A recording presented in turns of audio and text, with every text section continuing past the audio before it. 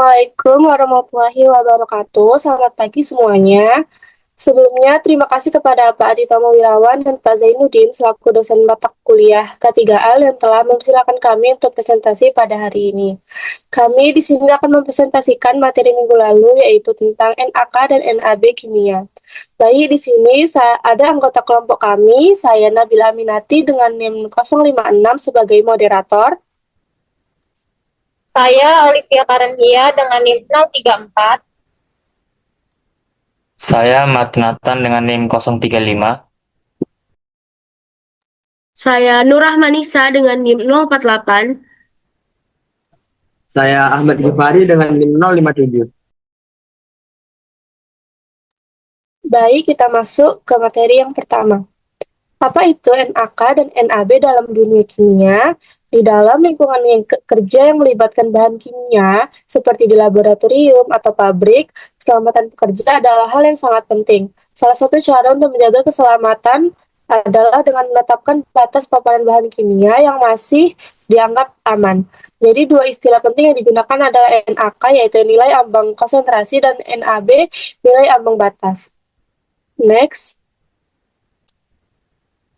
NaK itu adalah batas maksimal konsentrasi zat kimia di udara yang masih aman untuk dihirup oleh pekerja selama jam kerja normal, yaitu sekitar 8 jam per hari atau 40 jam per minggu. Jadi batas ini ditentukan berdasarkan hasil penelitian medis dan toksikologi agar tidak membahayakan kesehatan dalam jangka panjang. Contohnya zat yang memiliki NaK antara lain amonia, hidrogen sulfida, benzena.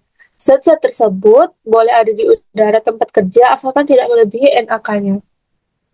Sementara itu, NAB atau nilai ambang batas adalah istilah yang lebih umum dan luas. NAB ini mencakup semua bentuk paparan bahan kimia atau bahan berbahaya, tidak hanya lewat udara, tetapi juga bisa melalui kulit, makanan, atau kontak langsung lainnya. Jadi NAB ini mengatur batas maksimal suatu zat bisa masuk ke tubuh manusia tanpa menimbulkan efek negatif. Jadi NaK sebenarnya adalah bagian dari NAB, khususnya yang berkaitan dengan udara yang dihirup. Jadi di Indonesia nilai NaK dan NAB itu diatur oleh pemerintah, salah satunya melalui Permenaker Trans nomor 5 tahun 2018. Dengan memahami dan menerapkan nilai ini, perusahaan dapat menjaga agar lingkungan kerja tetap aman, misalnya dengan menyediakan ventilasi dan yang baik, membatasi durasi kerja di area beresiko, dan mewajibkan penggunaan alat pelindung diri seperti masker atau sarung tangan. Sekian materi dari saya, selanjutnya akan dijelaskan oleh teman saya.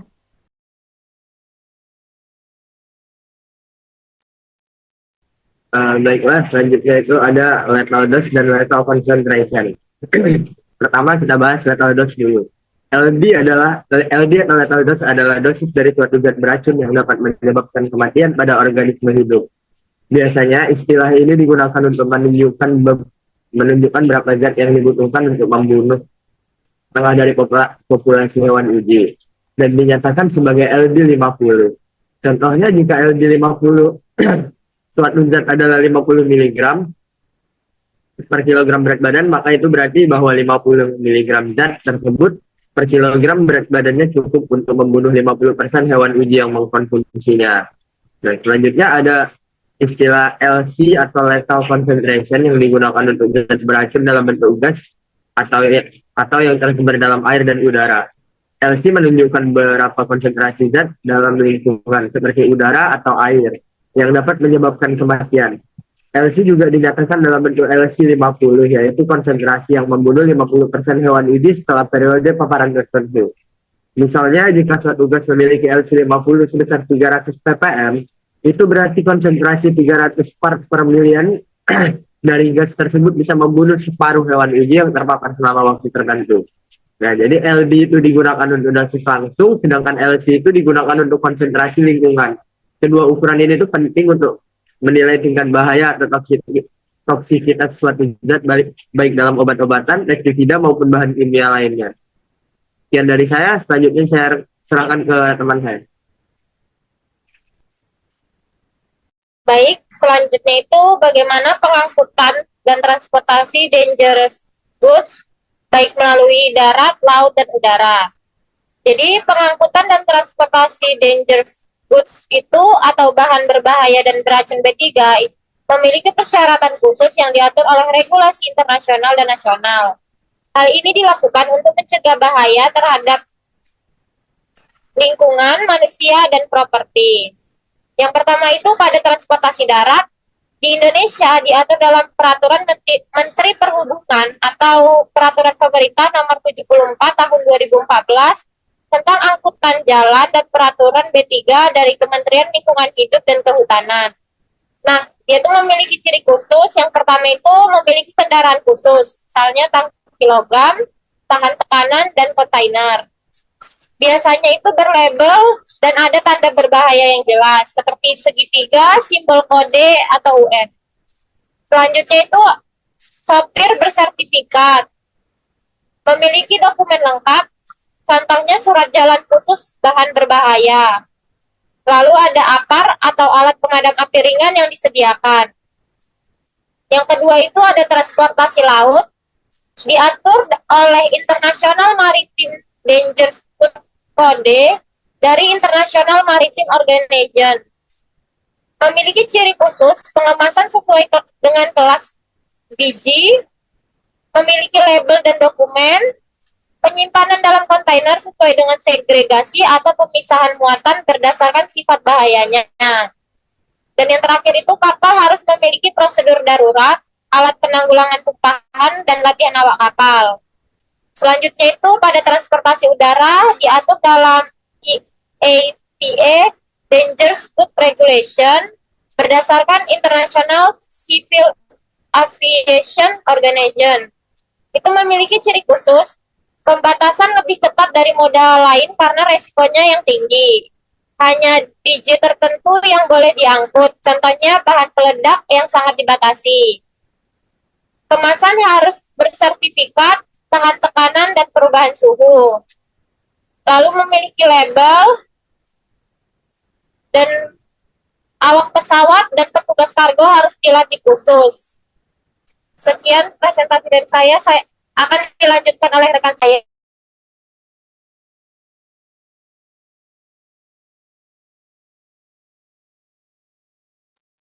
Baik, di sini saya akan menjelaskan peraturan pemerintah Indonesia tentang NAK dan NAB. Yang pertama ada dalam Peraturan Menteri Tenaga Kerja dan Transmigrasi ber-13 Men X tahun 2011 tentang nilai ambang batas faktor fisika dan faktor kimia di tempat kerja NAB. Menetapkan standar paparan bahaya fisik dan kimiawi di tempat kerja yang aman bagi tenaga kerja. Yang kedua, Keputusan Menteri Tenaga Kerja nomor 187 Men tahun 1999 tentang pengendalian bahan kimia berbahaya di tempat kerja mengatur pedoman untuk mengidentifikasi, mengevaluasi, dan mengendalikan bahan kimia berbahaya di lingkungan kerja. Baik, sekian dari saya. Selanjutnya akan dijelaskan oleh rekan saya. Baik, terima kasih. Di sini saya akan menjelaskan tentang peraturan pemerintah Indonesia terkait limbah B3. Jadi, peraturan yang masih aktif itu ada 3. Yang pertama itu ada Undang-Undang Nomor 32 Tahun 2009 tentang perlindungan dan pengelolaan lingkungan. Undang-undang ini adalah dasar hukum utama dalam pengelolaan lingkungan hidup di Indonesia, termasuk limbah B3. Di dalamnya dijelaskan bahwa setiap orang atau perusahaan yang menghasilkan limbah B3 wajib mengelola limbahnya dengan benar dan bertanggung jawab. Jika terjadi pencemaran lingkungan, maka pelaku usaha harus menanggung sanksi, baik administratif, perdata, atau bahkan pidana. Yang kedua itu ada Peraturan Menteri Lingkungan Hidup dan Kehutanan atau Permen LHK nomor 6 tahun 2021 tentang tata cara dan persyaratan pengelolaan limbah B3. Permen ini menjelaskan secara detail langkah-langkah teknis pengelolaan limbah B3, dimulai dari identifikasi limbah, penyimpanan limbah di tempat yang aman dengan label, batas waktu penyimpanan, hingga pengangkutan menggunakan kendaraan khusus yang berizin.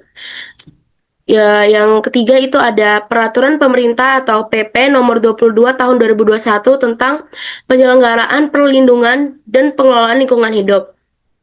Peraturan pemerintah ini mengatur lebih teknis tentang bagaimana limbah B3 dan limbah non-B3 harus dikelola, mulai dari proses persetujuan lingkungan, penyimpanan limbah, pengangkutan, pengelolaan, hingga pelaporan.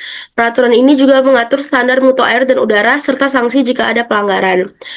PP atau peraturan pemerintah ini menjadi pedoman penting dalam pengawasan dan pelaksanaan pengelolaan limbah B3 yang aman dan terintegrasi. Sekian dari saya, terima kasih. Baik, di sini saya akan menjelaskan tentang peraturan pemerintah Indonesia tentang NAK dan NAB. Yang pertama ada dalam Peraturan Menteri Tenaga Kerja nomor 187 Men X tahun 2011 tentang pengendalian bahan kimia berbahaya di tempat kerja mengatur pedoman untuk mengidentifikasi, mengevaluasi, dan mengendalikan bahan kimia berbahaya di lingkungan kerja.